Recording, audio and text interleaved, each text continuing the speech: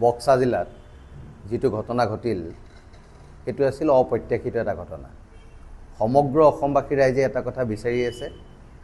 যে জুবিন গাৰ্গক ন্যায় প্ৰদান কৰিব লাগে আৰু এই কালপিকিটাই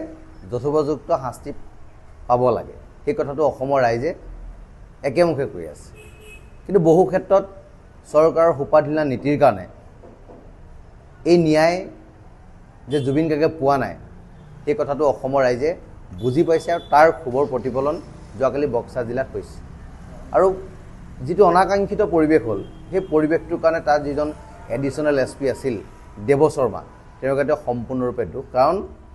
শান্তিপূৰ্ণভাৱে প্ৰতিবাদ কৰা এখিনি মানুহক লাঠি চালনা কৰি ঘুনিয়া কৰি তেওঁ যি অপ্ৰীতিকৰ পৰিস্থিতি সৃষ্টি কৰিলে সেই সমগ্ৰ ঘটনাটোৰ কাৰণে অসম চৰকাৰে অনতি বিলম্বে তেখেতক চাকৰিৰ পৰা বৰ্খাস্ত কৰিব লাগে আৰু আমি এটা দাবী উত্থাপন কৰিব বিচাৰিছোঁ যাতে কোনো ক্ষেত্ৰত কোনো কাৰণতে নিৰ্ভৰ তেজেৰে যাতে অসম ৰাঙলি নহয় তাৰ কাৰণে অসমৰ মুখ্যমন্ত্ৰীয়ে ব্যৱস্থা গ্ৰহণ কৰিব লাগে ল এণ্ড অৰ্ডাৰ কঠোৰৰ পৰা কঠোৰতম কৰিব লাগে যাতে কোনো ধৰণৰ অপ্ৰীতিকৰ পৰিস্থিতি অসমত সৃষ্টি নহয় অসমৰ যে এই যে উত্তপ্ত পৰিস্থিতি হৈ আছে অসমৰ সৰ্বত্ৰে যেটো এটা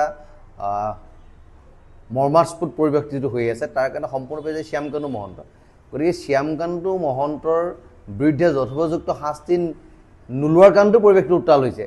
আৰু তেওঁলোকৰ ঘৰ কিয় চিজ কৰা হোৱা নাই এছআইটিয়ে কি পালে কি বস্তু সেই কথাবিলাক অসমৰ ৰাইজে জনা নাই তাৰ কাৰণে খুব উদ্বিগ্ন হৈছে আমি চৰকাৰক দাবী উত্থাপন কৰিছোঁ অলন্তি বিলম্বে শ্যামকানু মহন্তৰ অফিচ ঘৰ সকলো সিল কৰি দিব লাগে আৰু সিল কৰি ইয়াৰ ওপৰত যথোপযুক্ত ব্যৱস্থা গ্ৰহণ কৰিব লাগে ভাবিছিলে যে বক্সা জিলালৈ লৈ গ'লে হয়তো তেনেকুৱা ধৰণৰ অপ্ৰীতিকৰ পৰিস্থিতি সৃষ্টি নহ'ব জুবিন গাৰ্গৰ অনুৰাগী সংখ্যা তাত কম হ'ব কিন্তু তেওঁলোকে ভবা নাছিলে যে অসমৰ চুকে কোণে